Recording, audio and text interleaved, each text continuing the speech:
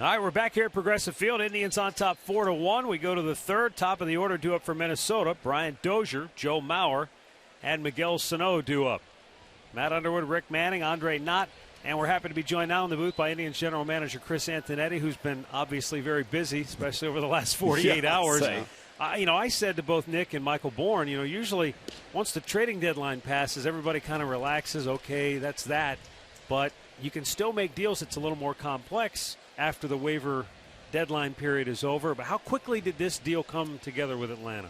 We had discussed some parameters involving, Nick and Chris Johnson, who we got back, and Michael Bourne at different points in time. And Atlanta had contacted us about those guys at different points in time prior to the deadline, but didn't get too far with it. And then after the deadline, especially as Nick started to get back healthy, the Braves saw him out in rehab and felt comfortable with the player they'd be getting back, and that really accelerated talks right after the deadline. Just happened to coincide with it.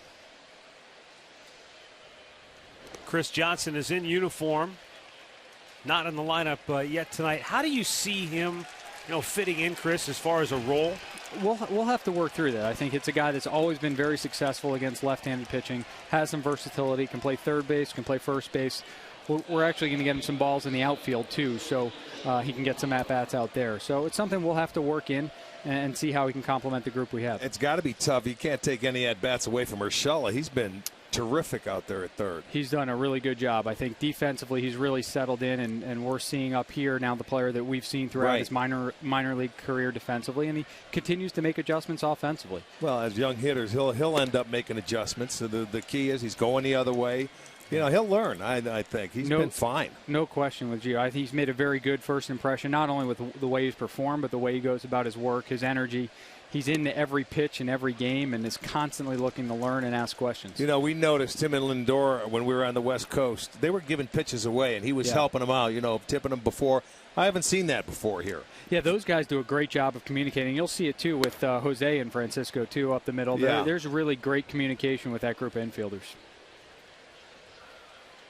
Well, they're getting their opportunity, and as both you and Terry Francona pointed out the other day after the trade, this gives guys opportunities, whether it's young players or guys who maybe have been around but we haven't necessarily seen a lot of, like a Jerry Sands, like an Abraham Almonte. Chris, the one question I think that's on everybody's mind, you trade two big contracts in Bourne and Swisher. You take on Chris Johnson. People want to know what's the flexibility that you have looking ahead to next year now with regards to the big league roster. There's some financial flexibility that the move created, but that really wasn't the driving factor. More than anything, it gives us the roster flexibility for us to plan our teams, moving forward and build a championship caliber team. And part of that was giving opportunities to some guys here in the second half that, one, help us win games, and two, guys that we think that have, are ready to come up and contribute at the major league level. And this provides us those opportunities to give those players, and then also allows us to plan better as we go into the winter. And give you an idea if these guys can do it. But, it's only going to be, maybe a 7 or an 8 week trial. Right. And so we won't make any final – we're not going to make determinations based just upon how they do up here, but it'll give us a little bit more information. For some players, it'll be their first transition to the major leagues, which is helpful to get through and, for guys to get that experience behind them so they're more ready to contribute. Oh, Ramirez got to it. I thought he was going to make a sensational play there. It was amazing that he got to it to begin with. And it will be an infield single for Miguel Sano, who just barely got the ball by Bauer to begin with. But watch the Ramirez range factor on this play. Well, this guy, this is only the second game we've seen him. It looks like he likes a breaking ball. He hits it down. He had a fastball down last night. This one right back up the middle. Ramirez got to it. I don't know if he would have been able to throw him out or not, but that was very good range.